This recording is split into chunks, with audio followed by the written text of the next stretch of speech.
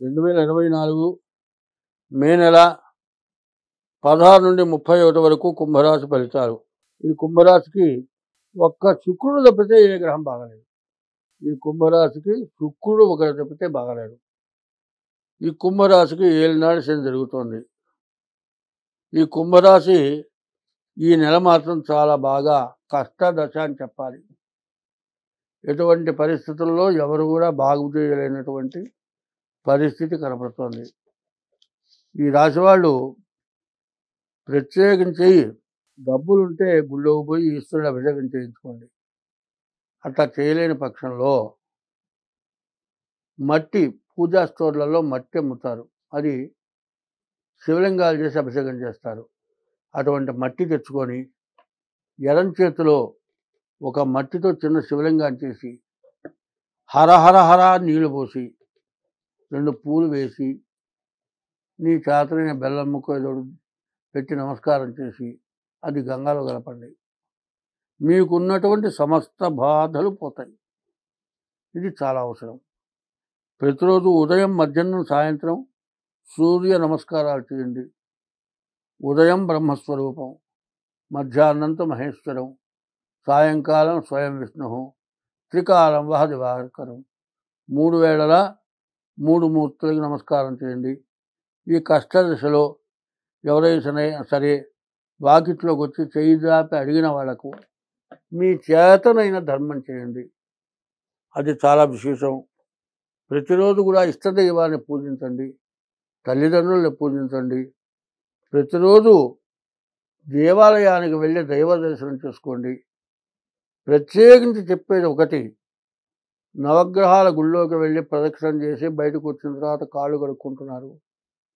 అది మాత్రం చేయవద్దు. అది చేస్తే మీరు చేసిన సత్ఫలితం మొత్తం పోతుంది. కాబట్టి మీరేం చేయాలి? ప్రత్యేకించి గుళ్ళోకి వెళ్ళిన తర్వాత, నవగ్రహాల గుళ్ళోకి నుంచి బయటకు వచ్చిన తర్వాత కాళ్ళు కడుక్కోవద్దు. దైవ దర్శనం అయిన తర్వాత 5 నిమిషాలైనా కూర్చొని ఇంటికి వెళ్ళండి.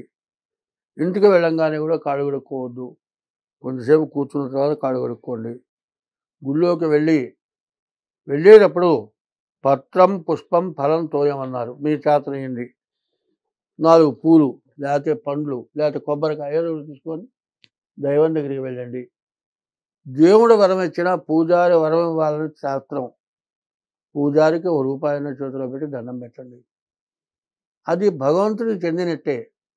ఒక మనిషి మన ధనాన్ని తింటే, ఎందుకంటే ఆ దైవాన్ని అర్చించుకుంటే అర్చకుడికి మీరు దానం చేసింది దైవానికి ఇచ్చిన దానికంటే 1000 రెట్లకు ఫలితాన్ని ఇస్తుంది. కాబట్టి గుళ్ళోకి వెళ్ళటం, దైవ దర్శనం చేసుకోవటం, ఆ దేవుడి గుళ్ళో ఉన్న అర్చకుడికి ఏదైనా మీ చేతనైంది ఇవ్వటం, ఇది చాలా విశేషం.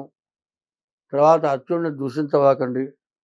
గుళ్ళోకి వెళ్ళి లోకాభిరామాన్ని చెప్పుకోవద్దు.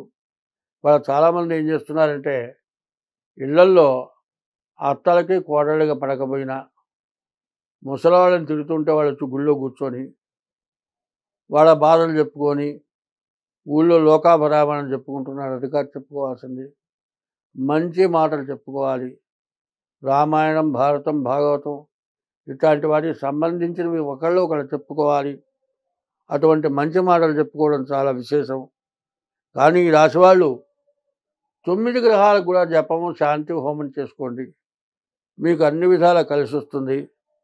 కాబట్టి ఇది కాక ప్రత్యేకించి మీ డేట్ ఆఫ్ బర్త్ ద్వారా మీ జాతకం చూపించుకొని మీరు తగిన దోషాలు పోగొట్టుకుంటానికి తగిన శాంతి చేయించుకోండి. మీకు చాలా బాగుంటుంది. ఇది చాలా కష్టదశ కాబట్టి మీరు తగిన బాధ్యతగా చెప్పింది విని చేసుకోండి. స్వస్తి.